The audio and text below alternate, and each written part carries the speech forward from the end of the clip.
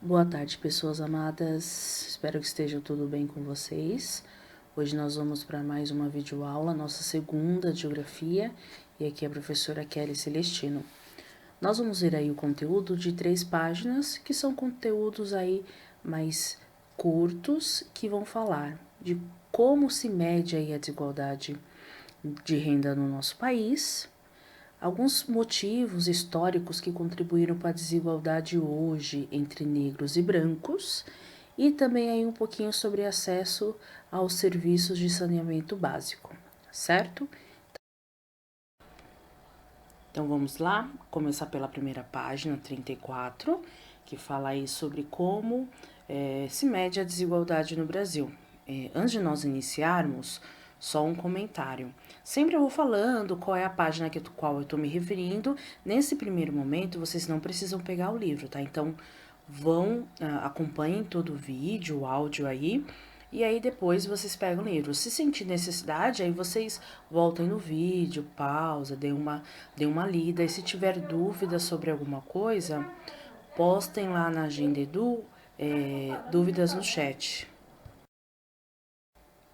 Já vimos na outra aula que o nosso país ele é marcado por uma grande desigualdade de renda e que isso acontece aí por conta da concentração de renda em uma pequena parcela, enquanto o grupo maior não tem aí essa mesma renda, é bem inferior. Então isso nós vimos na aula anterior.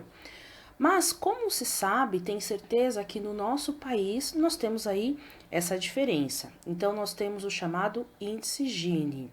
Ele foi criado aí pelo Conrado Gini e por isso que leva esse nome, e é um instrumento para medir o grau de concentração de renda, apontando aí a diferença dos rendimentos entre os mais ricos e os mais pobres do nosso país. Essa imagem aí nós temos no nosso livro de geografia. E aí, eles são dados de 2015. E como acontece essa medição aí no índice Gini? Neste índice, é utilizado os valores de 0 a 1. Então, quanto maior, mais próximo, na verdade, desculpem, for de 1, significa que a desigualdade de renda é maior naquele local ou região. Enquanto menor for, então mais próximo de 0, significa que essa desigualdade é menor.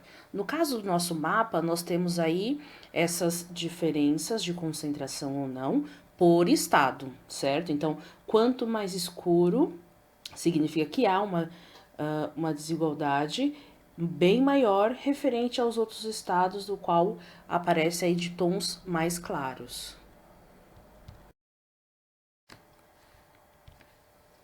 Agora vamos aí para outra página, a 35. Além de falar da desigualdade de uma forma geral, isso pensando na questão de renda, também se percebe no nosso país, nós temos uma desigualdade entre negros e brancos. Quando eu falo da desigualdade, seriam nas condições de vida, onde que se percebe que entre a população negra ou parda, aqueles que se autodeclaram aí no livro de vocês está marcado como preta, preta ou parda, temos aí uma profunda desigualdade social, uma profunda desigualdade nas condições de vida dessas pessoas. Então, quando a gente fala entre negros e brancos, por exemplo, então agora é a desigualdade racial, por aí questão de raça. Para entender por que isso acontece hoje, a gente precisa ver aí fatores históricos que contribuíram para esse processo. Então, o nosso texto ele fala aí de 3 pontos para a gente entender o hoje.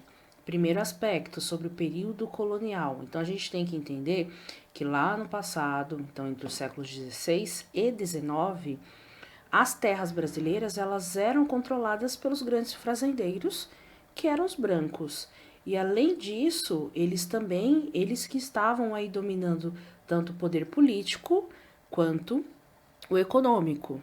Quem era a principal força de trabalho braçal, que a gente já falou disso nesse momento, eram os escravos trazidos da África nesse período, e a gente lembra que a escravidão durou aí vários anos no nosso país, certo? E o outro ponto aí é como ficou a vida dos escravos quando eles foram libertos, que a gente vai aprender ainda em história também, um pouquinho sobre a Lei Áurea. Então, após o fim da escravidão, então eles foram libertos, tiveram todas as oportunidades para melhorar suas condições de vida? Não.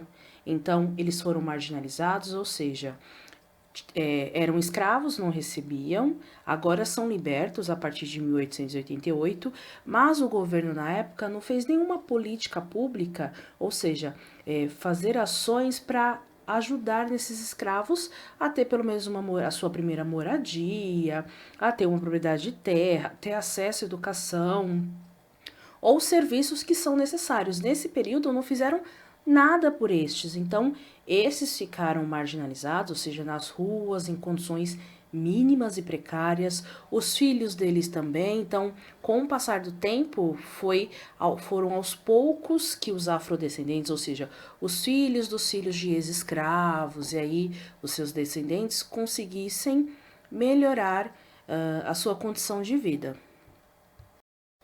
Quando eu falo de ajuda do governo, por que que isso seria necessário? Ações para eles terem acesso a isso, porque na época os trabalhos ofertados com salário, geralmente os negros não tinham oportunidade, já que antes eles eram escravos, trabalhavam de graça, agora trabalhar recebendo, então isso acontecia, eles não tinham nem a própria oportunidade de por si só conseguir o seu salário e melhorando com o passar do tempo. Agora nós vamos para o último conteúdo de hoje, que é o da página 39. Antes de nós iniciarmos aí as informações do texto, precisa ficar bem claro o que é o saneamento básico.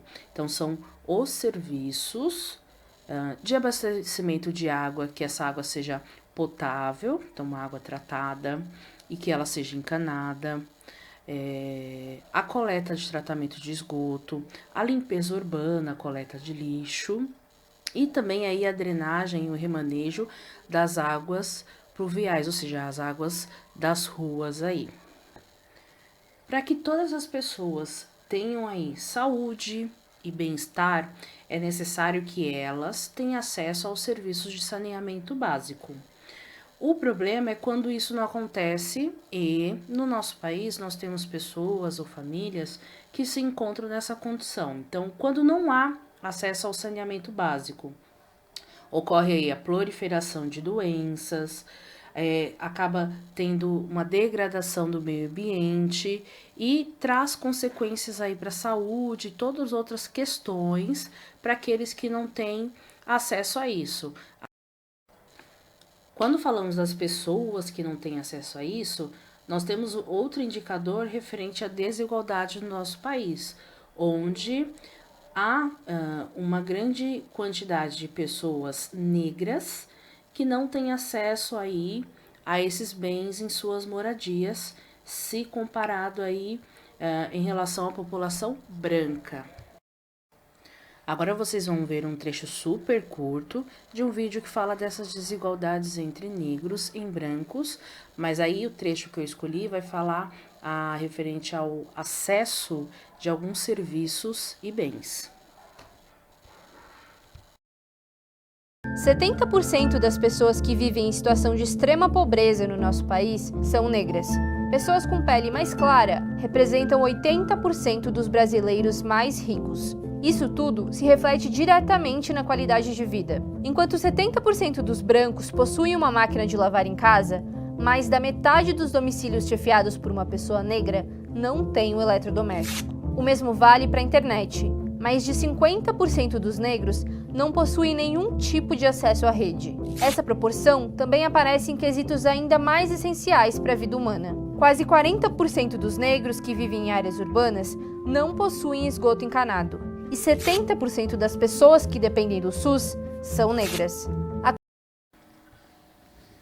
Pessoas amadas, ficamos por aqui.